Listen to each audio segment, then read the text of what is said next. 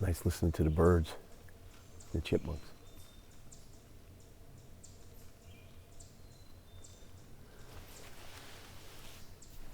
Woods have a lot to offer.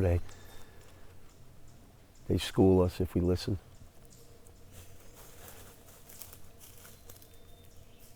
And that's the path we're on.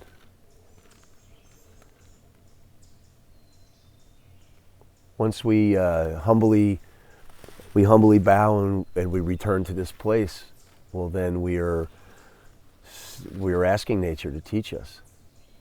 We're looking to find our instinct again, find our tail.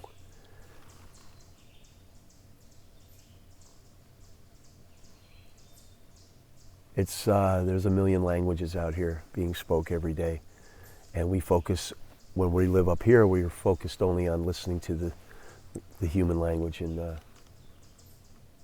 so reconnecting to the heart and getting on the heart path is about learning new languages and understanding stuff that's in our own instinct and our own connection to the earth that will come up, and it'll be like riding a bike. You'll say like, oh, the spirit recognizes these languages, and I haven't heard that one long. It's been a long time since I heard that song. Right? It's been a long time since I heard that language. So the spirit's happy, and when the spirit's happy, the human being is content. And the human being content means the human being is not appropriating and consuming, which is destructive to the planet and destructive to ourselves.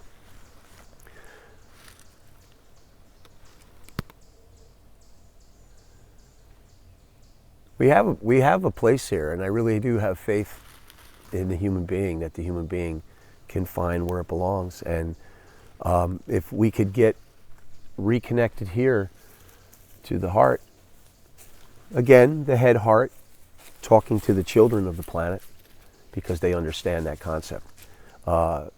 Reconnecting with heart, spirit, divine energy, however you want to look at it. It brings us back to where we were on this path when we were primal beings, and we were connected to the earth. And we got our brains moving, inventing and creating, and it took charge and pushed this down, and it just kind of ran with it. It ran with the knowledge, and it ran self-centered, and it ran and caused chaos because it wasn't working together with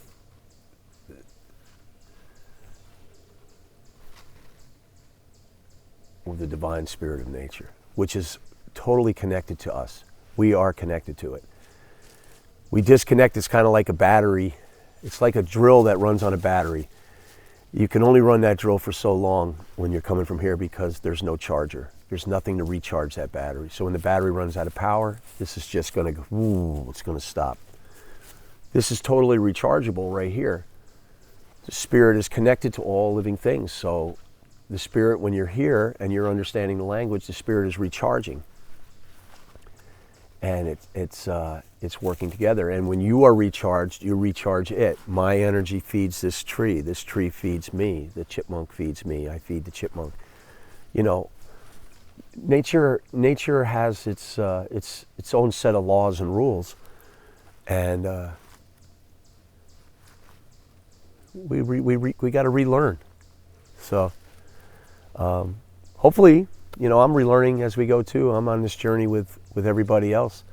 The first part of that journey is accepting that you are connected to something bigger than yourself, that you are not that important because you're a human being. You have to get that out of your head.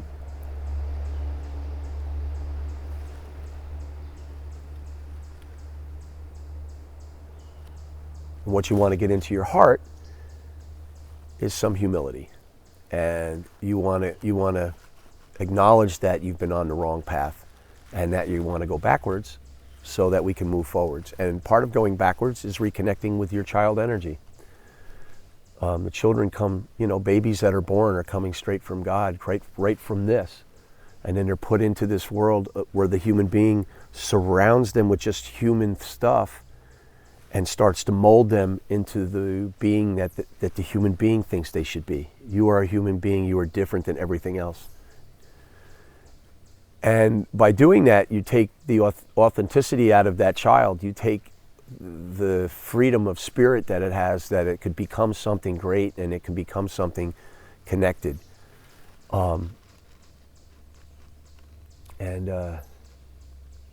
We have so many lessons to learn, people. We have so many lessons to learn. And I have complete faith. I have faith and I have hope. And the message that we give out is just about that, is ground yourself. Come back home. Come back home to nature and bring your heart, let your heart open that door and celebrate it. When you reach this spot, you reach a place of contentment, you no longer want or need. You become comfortable with what you have. Because you know that your wants and needs affect your neighbor. And the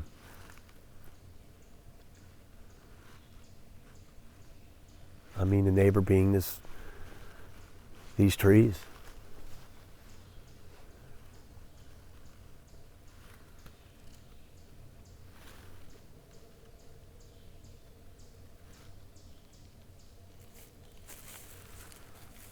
Hey, Bodie, what are you doing?